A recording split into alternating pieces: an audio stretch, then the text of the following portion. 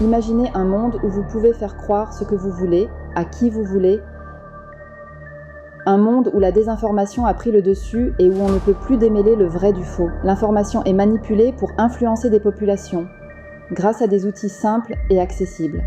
Un monde où l'humain a perdu la maîtrise de l'information et où il en devient victime. Pensez-vous que ce monde est réel ? Pensez-vous que le monde que vous avez vu dans ce reportage est réel? Ouais. Oh. Pensez-vous qu'on est manipulé par l'information? Ah, je ne m'attendais pas à ces réponses, hein. Vous avez reconnu ma voix peut-être dans la vidéo? Oui? Ouais. Est-ce que vous pensez que j'ai prononcé ces mots? Non. C'est l'objet d'une intelligence artificielle qui a capté ma voix sur Internet pour me faire dire ce que je n'ai pas dit. Alors, si on peut modifier la réalité, comment faire confiance? Comment démêler le vrai du faux? Je m'appelle Mayline Camus, je suis une ancienne militaire, ancien officier de renseignement. Mais les armées, c'est du passé. Désormais, j'ai transposé mon savoir-faire en renseignement étatique au service des entreprises.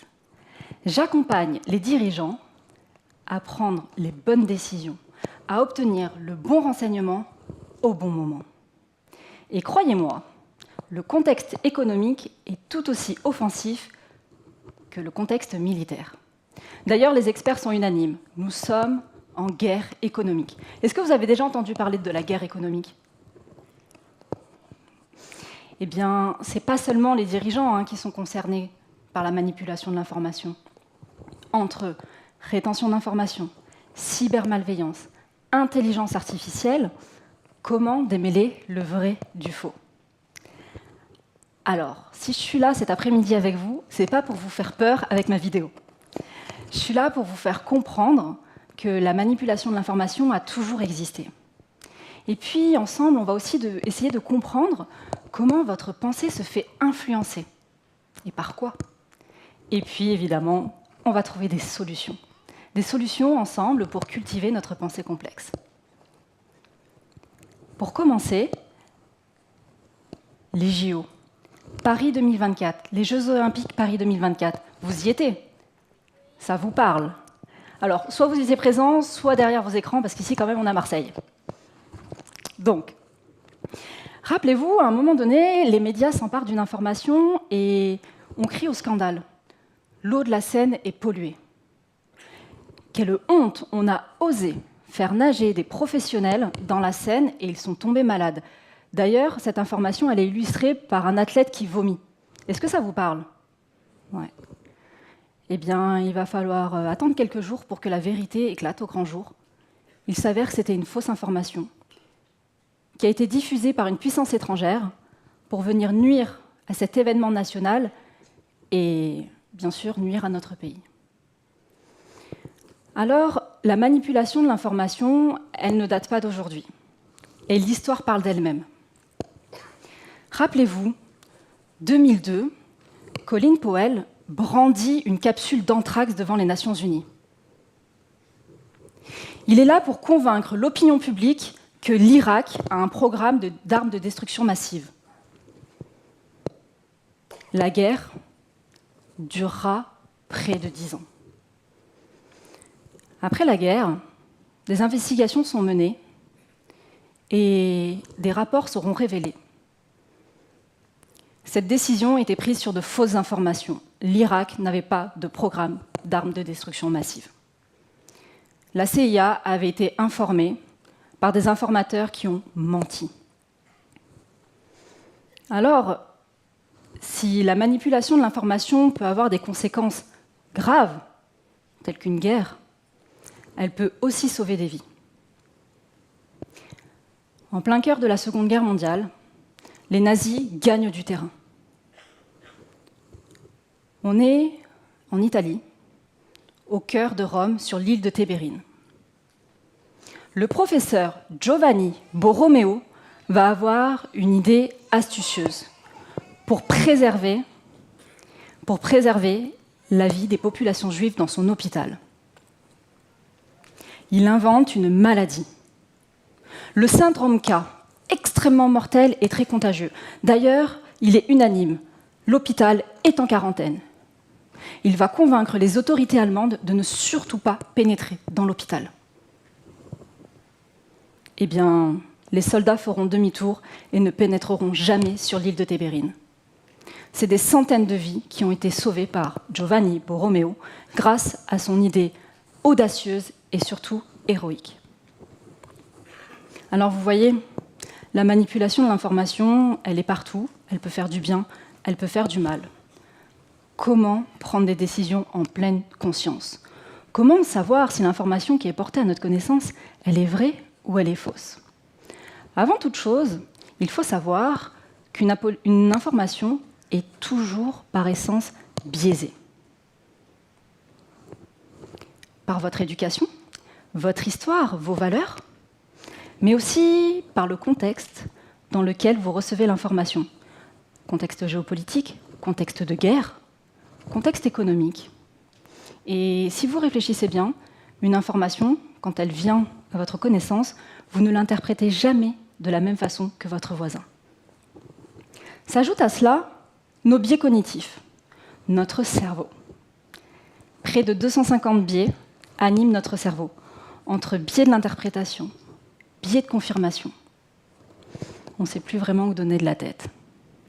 Et aujourd'hui, il y a ce que j'appelle des nouvelles menaces à notre prise de décision en pleine conscience. Il y a le piège de l'information instantanée. Aujourd'hui, on veut tout savoir, vite, tout de suite. D'ailleurs, il y a quelque temps, sur Instagram, une vidéo percutante, elle faisait 1 minute. Maintenant, il faut qu'elle fasse moins de 15 secondes. On veut tout savoir dans un temps record et qu'on ait un condensé d'informations parce que on n'a pas le temps de se renseigner. Et puis, l'intelligence artificielle, ça fait des choses merveilleuses, mais ça crée aussi des pièges extrêmement élaborés. Vous avez entendu parler récemment de cette dame qui s'est fait piéger en pensant qu'elle avait une relation avec Brad Pitt. Ce n'est pas un cas isolé. Et vous savez, aujourd'hui, les dirigeants, ils se font beaucoup avoir avec l'intelligence artificielle, grâce à des pièges extrêmement élaborés qui vont capter nos données sur Internet et qui vont venir voler des millions d'euros. Et puis, la dernière chose, c'est la surabondance d'informations. Trop d'informations tue l'information. Vous ne trouvez pas qu'on a toujours de l'information à portée de main? Sur vos téléphones, les ordinateurs, les écrans, partout. Alors, comment on fait? Vous savez que les États, ainsi que les entreprises, face à cela, ont mis en place des process de fact-checking. C'est-à-dire qu'ils viennent recouper chaque information stratégique avant une prise de décision majeure, pour être sûr de ne pas tomber dans ces nouveaux pièges. Eh bien pour nous, les communs des mortels, les moldus que nous sommes, on n'a pas de process de fact-checking. Si vous en avez, vous me le dites, comme ça j'apprendrai quelque chose. Donc finalement, c'est votre pleine conscience, c'est votre bon sens, votre cerveau qui est votre arme. Alors maintenant, je vais vous transmettre quelques réflexes. À l'armée, on appelle ça les actes réflexes du combattant. Là, ça sera les actes réflexes de la pensée. 3 réflexes qui vont vous permettre de cultiver votre pensée complexe, l'esprit critique. Vous en avez entendu parler certainement. Eh bien, le premier, face à l'IA, formez-vous, éduquez-vous, apprenez quelles sont les nouvelles menaces qu'il y a aujourd'hui sur Internet. Je ne vous demande pas d'être un expert de l'IA. Je vous demande simplement de vous intéresser à la force de frappe d'une intelligence artificielle. Comme ça, devant votre écran, si un jour quelque chose vous paraît trop beau, vous serez conscient et vous vous direz « Ah, je me prends 2 minutes, est-ce que ce n'est pas le piège d'une intelligence artificielle ?» La seconde chose, par rapport à la surabondance d'informations, mais quelle chance, quelle opportunité. Vous avez pris le temps de discuter avec vos grands-parents, ils n'avaient pas accès à cette information. Vous, aujourd'hui, pour ceux qui n'ont pas mis leur téléphone en mode avion, comme Karim l'a dit, vous pouvez vérifier ce que je vous ai raconté sur Colin Powell, à l'instant T. C'est magique. C'est vraiment un avantage. Alors utilisez cette information à votre service, au service de votre vie et de vos rêves. Pour ça, quand une information est portée à votre connaissance, multipliez les sources d'informations. C'est là, devant vous. Quand vous écoutez un podcast, où vous apprenez quelque chose d'extrêmement intéressant, recoupez cette information sur Internet, sur des sites un peu plus spécialisés pour vous faire une idée. Et puis la troisième chose, remettez de l'humain. Remettez de l'humain dans l'information. En fait, aujourd'hui, quand on a une information, on est souvent isolé sur notre téléphone. Souvent, on est aux toilettes, on apprend quelque chose, on est tout seul devant son ordinateur. Remettez de l'humain. C'est-à-dire échanger avec vos proches. Prenez le temps d'échanger avec vos parents, avec vos amis, vos collègues, afin de recouper l'information qui a été portée à votre connaissance. Je vais vous raconter une histoire. Ma cousine, une fois, elle m'envoie un lien et elle me dit « Regarde, c'est super, je vais faire ce job étudiant, c'est être mannequin, c'était dans le sud de la France.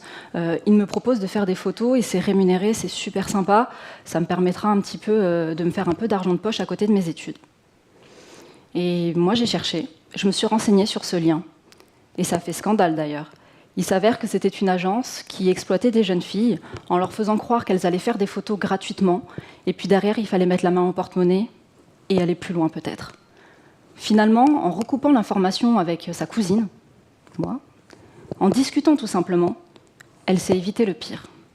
Donc n'oubliez pas de remettre de l'humain lorsqu'une information importante est portée à votre connaissance. Alors, je ne dis pas que vous n'allez pas vous tromper. Je dis simplement qu'avec ces 3 réflexes, vous allez avoir toutes les cartes en main pour prendre des décisions en pleine conscience. D'ailleurs, je vous ai préparé une fiche récapitulative que vous pouvez scanner via ce QR code. Scannez ce QR code, vous allez obtenir une fiche qui vous permet d'avoir les 3 réflexes que j'ai donnés. Et comme ça, vous l'aurez toujours avec vous lors des prises de décision importantes. D'ailleurs, qu'est-ce qu'une prise de décision importante ? Le choix d'une école pour vos enfants ? Le choix de votre orientation ? Le choix d'un partenaire de vie ? Croyez-moi, c'est important, n'est-ce pas ? Alors, ce qui est important de retenir également, c'est de transmettre. C'est ce que je fais aujourd'hui devant vous. Vous savez, vous êtes 1000 personnes devant moi. Allez-y, faites du bruit.